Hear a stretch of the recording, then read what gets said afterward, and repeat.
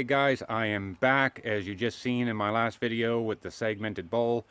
I'm back to do some more videos, and I just wanted to run through a small list of stuff here with you real quickly.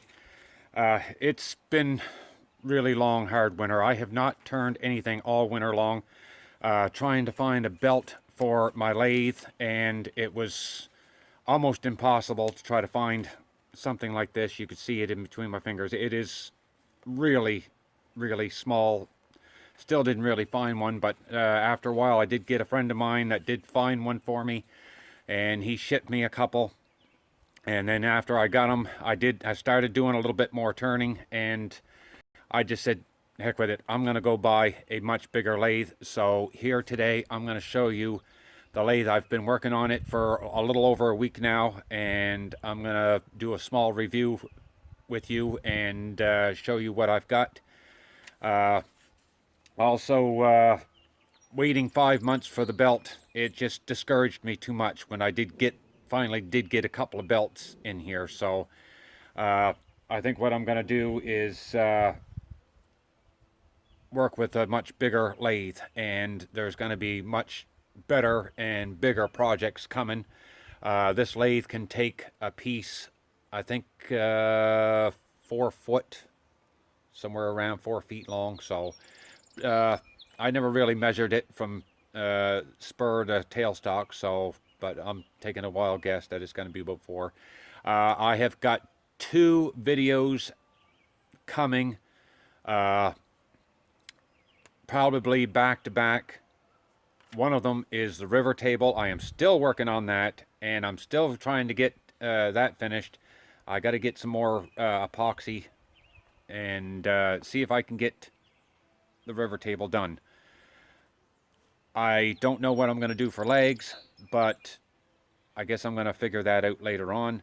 So let's take a little run into the workshop, and I'll show you the lathe that I've got here now. Alright, we're here in the workshop, and I'm going to see what I can do to show you this lathe that I've got. Alright, as you can see, I've got the Craftex CT083, and it's way much bigger. Here's some of the specs onto it. You can see. Now, the one thing that I'm not used to is having to change the belts onto it. Now, this has got a belt onto it that you have to keep changing for your speeds. It's only 4 different speeds.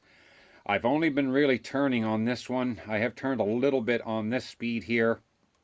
They do work out really well. I do most of the sanding or polishing on this speed right here, and as you can see, 1580, 2240 is the highest speed. I haven't really tried that out much yet, but I don't turn wood at a very high speed anyway, even for sanding and polishing. So 1580 is probably about as high as I'm going to end up going. It's just off and on, and it's really long. I haven't really measured it, but like I said, it's probably close to 4 foot. Now, the one thing that I don't like about this, there's no way to put a drill chuck in here. This is fixed on here.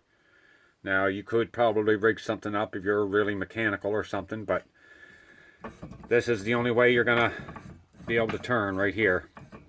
Now, I did have a chuck, but the chuck from my mini lathe does fit this 1-inch 8 TPI, and as you can see, I did fix the window finally. As you can see in my rest of my other videos, I had nothing but tape over it, and plus I've hooked up more overhead lighting, so there should be a lot better for the videos coming. This here, I do give you some advice.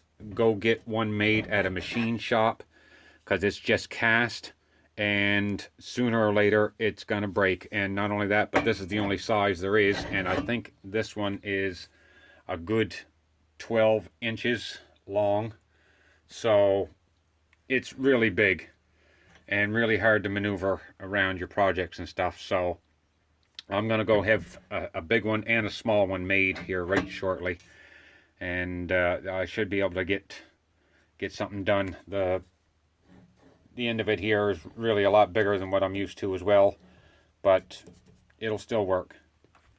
Now I'm hoping to try to do a walking canes and stuff onto it. That's about the only long stuff that I really want to do onto it, but other than that, I'm going to be doing some more bigger projects.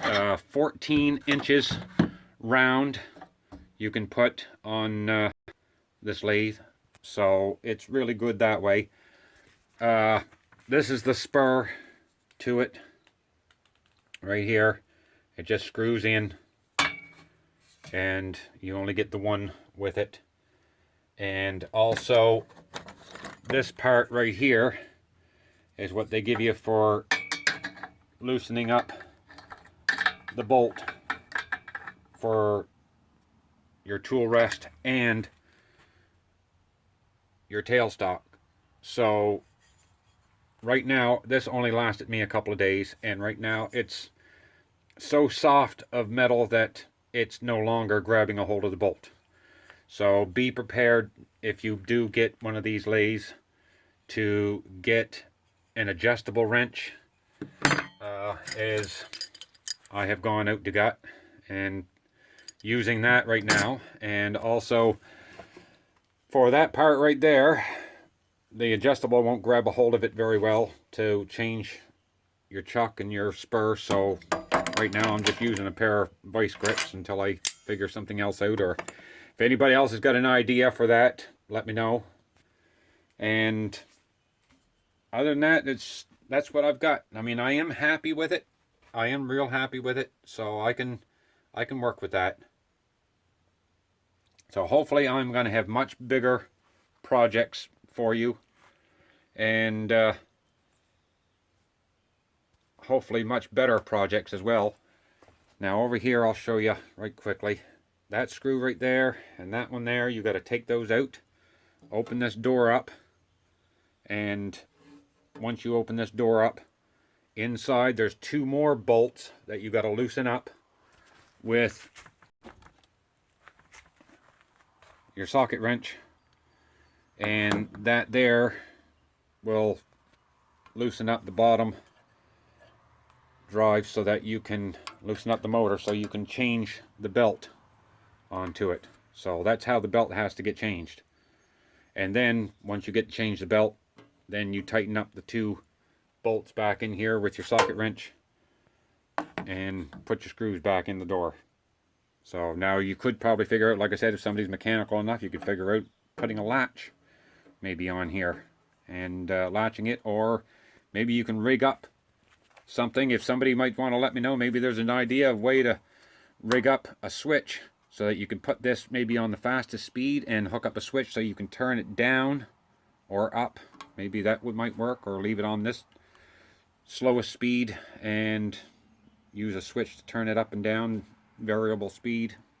Maybe that could be done. But anyway, right now I'm happy with it. So this is what you'll see in the rest of my videos. And that's my review of the Craftex CT083. Now don't go away. Pretty soon you're going to be seeing more videos, and I'm going to have a couple coming out real soon.